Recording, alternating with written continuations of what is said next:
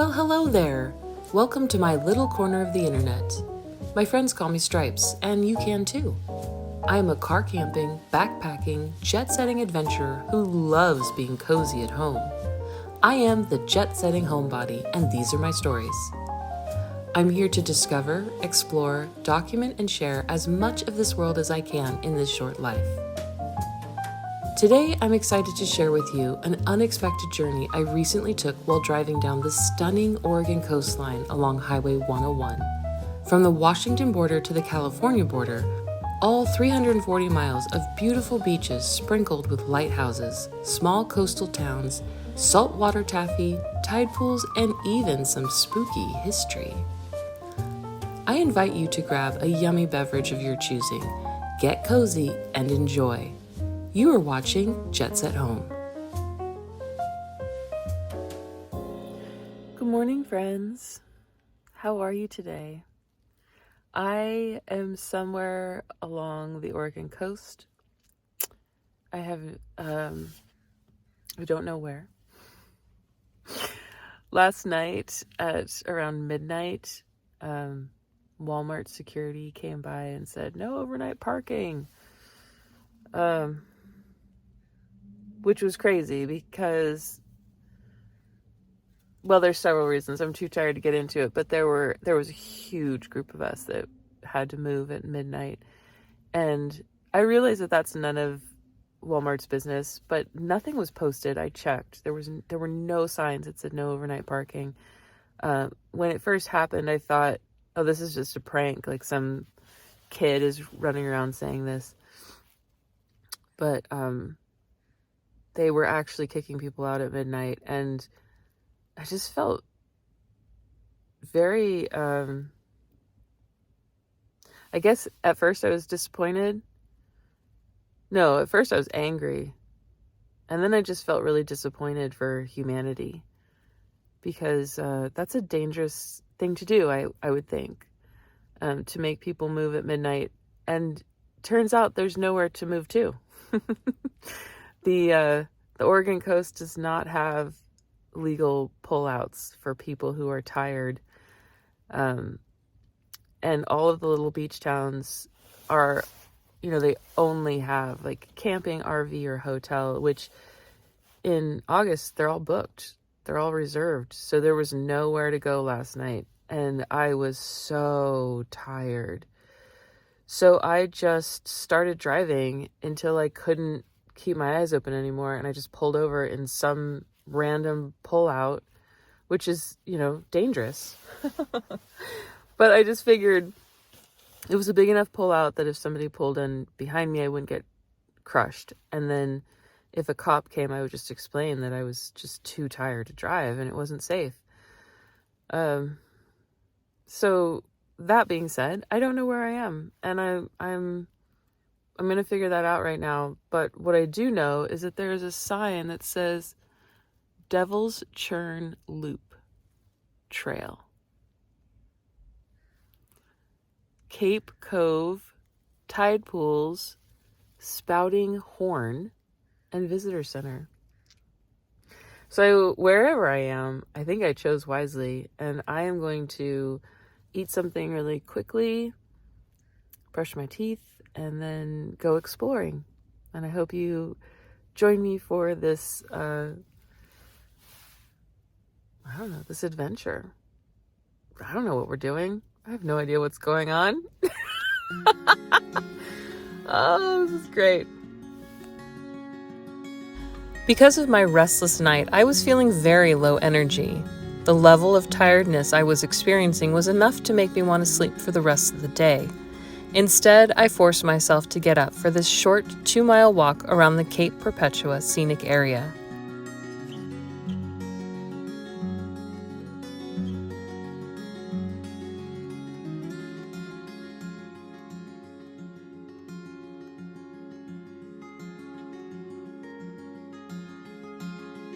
Tide pools, churns, and spouting horns were calling to me, so I started off on the Restless Water Trail. My first stop was the Devil's Churn, located just north of the Cape Perpetua Visitor Center. Here you can watch the crashing waves and the dramatic churning action of the ocean inside the wave-carved inlet. This deep chasm exposes the shoreline's volcanic history and shows the relentless, violent power of the ocean. The chasm likely started as a narrow facet or collapsed lava tube in a volcanic bedrock. Over many thousands of years, under the constant pounding force of the ocean's waves, it's now more than 80 feet wide where it opens at the ocean. It is best viewed at high tide or during storms. Thankfully, I was here during high tide, and the power of the waves did not disappoint.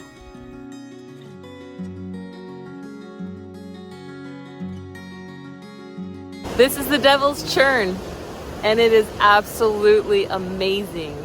The amount of power that these waves are sending off, it's better than a cup of coffee first thing in the morning.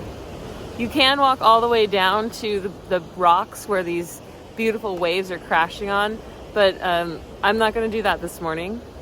I've already fallen once on this trip, and I don't want to do it again, especially in something as powerful as this.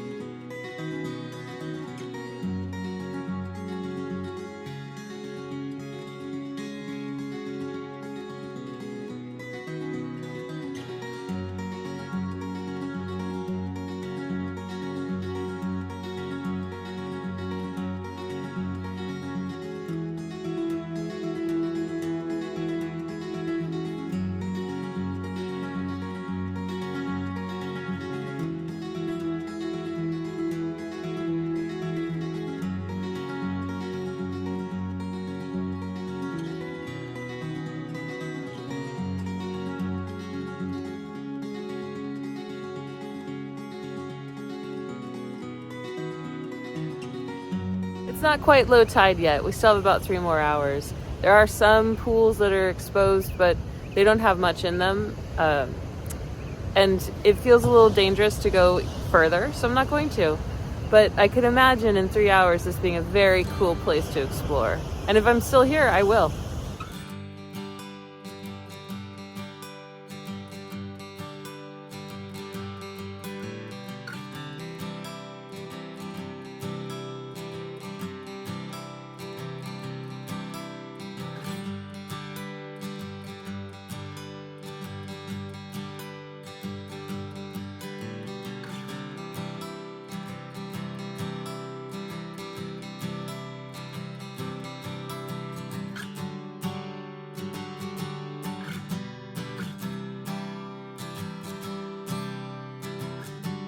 As I was walking through the tide pools, I realized that if my night had not gone the way that it did, I wouldn't be here.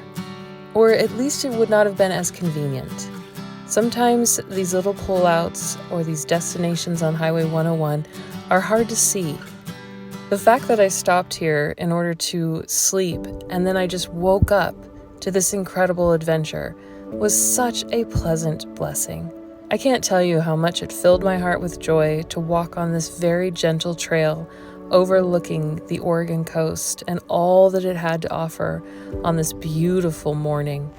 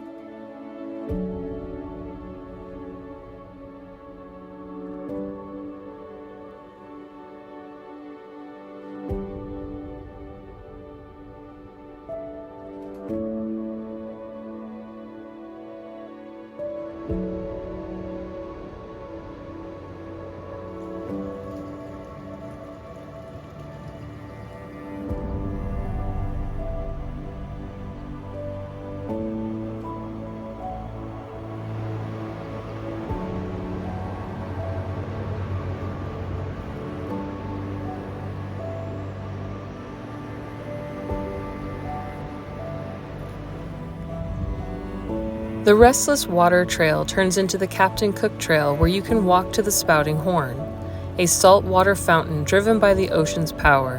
The Horn puts on its best shows, again during high tide or winter storms. Both the Devil's Churn and the Spouting Horn can be viewed from a small parking lot in case walking the trail isn't part of your personal adventure.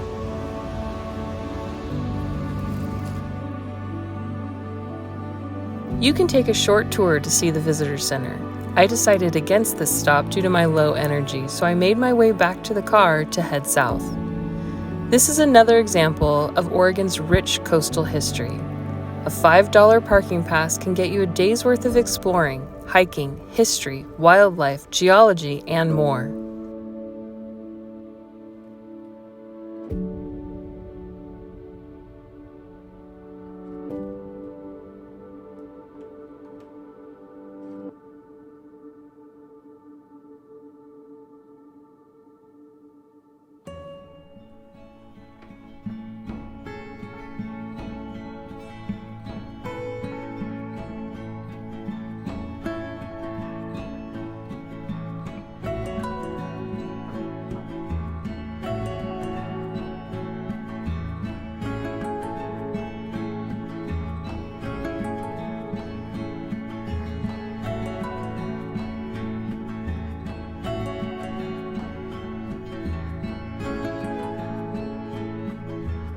If you've made it to the end of this adventure, thank you so much. If you find yourself returning to my channel and you haven't yet subscribed, please consider doing so. It helps other people find this content. You can support this channel by becoming a patron in the link below. Thank you to everyone who generously donates each month. You are amazing, and I appreciate each and every one of you.